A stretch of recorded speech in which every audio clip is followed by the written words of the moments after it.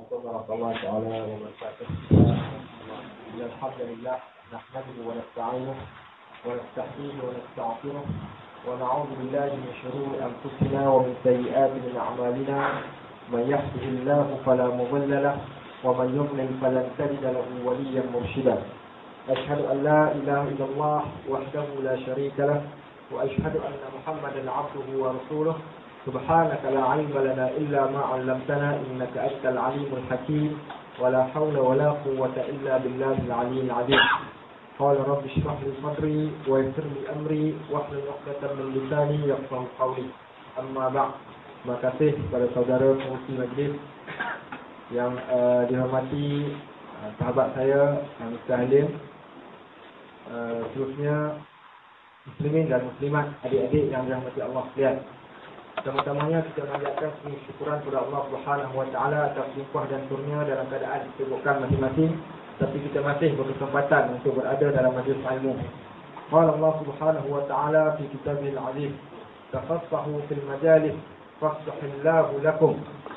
Duduklah dalam keadaan ataupun rapat-rapatlah di dalam majlis, nescaya Allah akan rapatkan, akan satukan kamu dari sudut kasih sayang dan rahmat daripada Allah Subhanahu wa taala. Maka sebab itu ketika mana berada dalam majlis ilmu, kita disunatkan untuk duduk dalam keadaan sama ada dalam bentuk bulatan ataupun dalam keadaan duduk secara teratur, seolah-olah seperti mana kita bersolat juga. Kerana rahmat Allah Subhanahu wa taala akan turun. Seperti mana yang disebut dalam salah satu hadis, "Man salaka tariqan yaltamisu fihi 'ilman, sahhalallahu lahu tariqan ila jannah." Barang siapa yang menempuh satu jalan untuk menuntut ilmu, nescaya Allah akan mempermudahkan jalan bagi mereka ke syurga. Maka ini adalah jalan-jalan menuju ke syurga. Maknanya al-waqtu illa ta'amalhu fil khair na'malhu fil syarr. Waktu ini kalau sekiranya kita tak gunakan pada jalan kebaikan, nescaya kita akan gunakan pada jalan yang sebaliknya. Maknanya kalau kita tak datang pada majlis ilmu pada malam ini barangkali kita kat depan laptop, layan internet ke, ataupun kita kat depan TV, layan Astro ke, ataupun kita kat mana-mana tengok bola kat kedai mamak ke dan sebagainya. Maka kita datang kat sini, maka tujuannya insya-Allah untuk kebaikan dan kita akan dapat kebaikan daripada apa yang kita buat tersebut. Baik, tajuk kita pada malam ini seperti mana yang disebut oleh pengerusi tadi berkaitan tentang dunia sudah tua. Dunia sudah tua. Jadi soalan itu salah, sepatutnya Allah tidak ada umur. Dunia wallahu a'lam mungkin ada umur, sekejap lagi kita akan bincangkan, tapi Allah yang Maha Pencipta, la awwaluhu wala akhiruhu. Allah tidak ada permulaannya dan tidak ada akhirnya. Maka dialah yang mencipta segala benda yang terdapat di atas muka dunia ini. Baik, persoalannya hari ini, adakah dunia sudah tua? Kita kembali dalam Al-Quran, apa Allah Subhanahu wa taala telah menyebut, Innallaha 'indahu 'ilmus sa'ah. Sesungguhnya Allah Subhanahu wa taala padanya ada ilmu, pengetahuan berkaitan as-sa'ah. As-sa'ah ini maksudnya adalah waktu. Dan mufassir mengatakan as-sa'ah itu juga bermaksud sebagai hari kiamat. Maka Allah sahaja yang mengetahui bila hari kiamat. Bahkan disebut juga dalam surah yang lain, yas'alunaka 'anis sa'ah. Mereka bertanya kepada kamu wahai Muhammad berkaitan dengan as-sa'ah. Dan jawablah kepada mereka, Allah yang mengetahui bila masanya as-sa'ah ataupun hari kiamat tersebut. Ramai orang membuat andaian. Ada yang melakukan dengan cara dikira dalam Al-Quran jumlah-jumlah ayat ataupun perkataan yang tertentu. Akhirnya keluarlah hasil dan mengatakan yang kiamat akan berlaku pada 2012. Contohnya kalau kamu buka dalam internet, ada orang menganggap yang kiamat akan berlaku pada 2012. Bahkan satu kajian yang hebat, dan saya baru jumpa minggu lepas, kebetulan saya mengajar tafsir surah Al-Qari'ah. Kebetulan surah Al-Qari'ah menceritakan berkaitan tentang perihal akhir zaman ataupun perihal hari kiamat. Maka saya search dalam internet dan saya jumpa yang berkaitan satu benda yang penemuan yang hebat, yang mana kadang-kadang manusia ni kalau dia guna akal, maknanya banyak manfaat yang mereka akan dapat. Apa kajian yang dia buat? Dia cuba cari berkaitan tentang perayaan-perayaan yang berlaku bermula daripada tahun 2009 sehinggalah sekarang. Maka didapati di sana setiap perayaan yang dah pun berlalu, yang lepas sebelum semuanya jatuh pada hari Jumaat. Walaupun perayaan tersebut bukan perayaan Islam, bahkan perayaan yang lain jatuh pada hari Jumaat. Barangkali mungkin ada sahabat-sahabat yang menerima email yang ada orang yang menghantar email yang menunjukkan yang mana kebanyakan perayaan-perayaan bermula pada tahun 2009 sampailah kepada 2010 jatuhnya pada hari Jumaat. Hingga kan hari Deepavali pun jatuh pada hari Jumaat. Maka apa kebetulan semua ini? Maka adalah masing-masing membuat penafsiran yang menunjukkan barangkali Allah nak tunjukkan kepada kita yang mana telah disebut di dalam hadis, hari kiamat akan jatuh pada hari Jumaat. Dan hari kiamat akan jatuh pada hari Jumaat. Bahkan disebut hari Jumaat hari dijadikan, diciptakan Nabi Adam.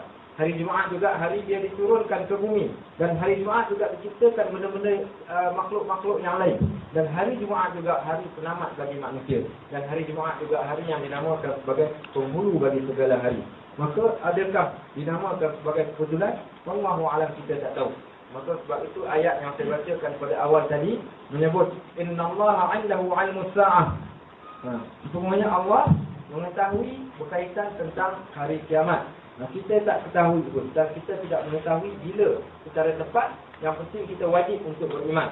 Tetapi di sana ada petanda-petanda yang telah ditinggalkan oleh Allah Subhanahu Wa Taala untuk kita dapat mengecam ataupun mungkin mengenal pasti dekat ataupun jauh lagi.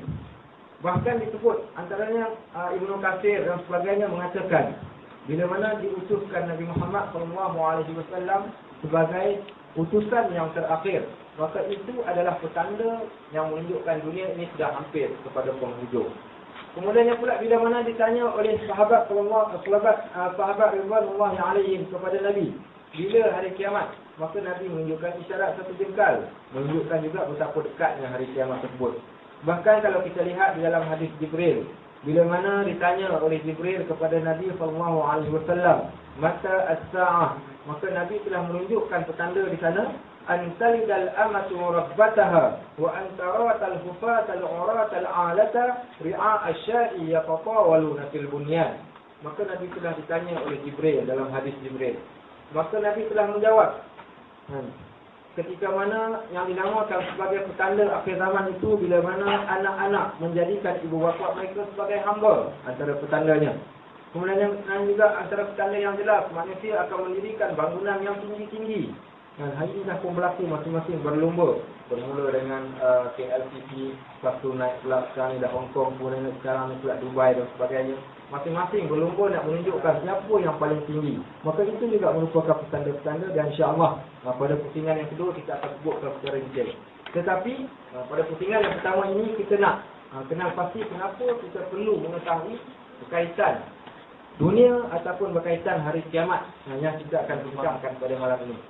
Baik, berkaitan tentang itu, ramai dari kalangan ulama yang mengarang kitab-kitab. Kitab-kitab yang khusus. Antaranya Al-Fitan wal Mulahib, satu kitab yang dikarang khusus berkaitan tentang hari kiamat, yang dikarang oleh muarrikh ataupun pakar sejarah dan mufassir dan ulama di bidang tafsir, iaitu Imam Ibnu Katsir. Imam Ibnu Katsir salah seorang ulama yang digelar sebagai mufassir, yang mana beliau mempunyai satu tafsir yang hebat, iaitu tafsir Ibnu Katsir, dan juga kitab iaitu Bidayah wan Nihayah, permulaan dan akhir, dan juga satu kitab khusus berceritakan berkaitan akhir zaman, iaitu kitab Al-Fitan wal Mulahib. Fitan ini maksudnya fitnah akhir zaman. Al-Mulahib pula maksudnya huru-hara. Fitnah dan huru-hara yang akan berlaku pada akhir zaman. Maka diceritakan secara detail dan dikumpulkan segala hadis-hadis yang berkaitan tentang akhir zaman, maka diletakkan di dalam buku beliau. Maka pada malam ini saya nak bawakan untuk mukadimahnya satu hadis yang datang juga daripada kitab yang sama, iaitu Al-Fitan wal Mulahib. Satu hari yang diceritakan oleh Abi Zaid Amr ibn Akhtab Al-Ansari. Dia telah berkata, "Qalla bina Rasulullah sallallahu alaihi wasallam al-fajr wa sa'ada al-minbar فخطب حتى حضرت الظهر فنزل فصلى ثم صعد المنبر فخطب حتى العصر ثم نزل فصلى ثم صعد على المنبر حتى غربت الشمس فأخبرنا ما كان وما هو كائن فأعلمنا أحفظنا." Maka dalam hadis ini diceritakan, hadis yang diriwayatkan oleh Imam Muslim, menceritakan bagaimana satu hari Nabi SAW telah datang